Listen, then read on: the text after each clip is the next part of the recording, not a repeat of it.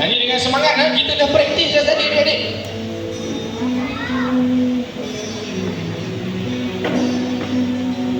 Sama-sama. Keluarkan suara.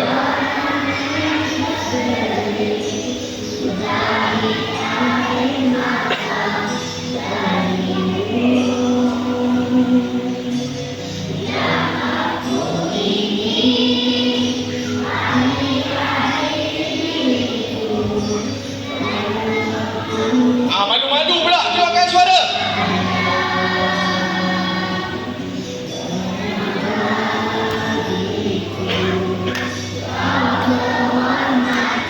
Sampai-sampai tu jediklah ibu dan ayah awak. Pandanglah wajah diorang adik-adik.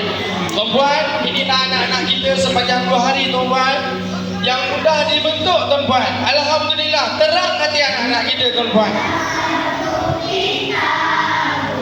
Inilah anak-anak harapan bangsa tuan-puan, harapan kita sebagai seorang ibu dan ayah. Berdoakan mereka di dunia dan di akhirat tuan-puan.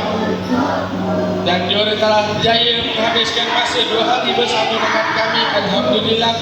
Dan diorang sendiri telah berjaya menghabiskan program selama 2 hari tanpa gagal tuan-puan.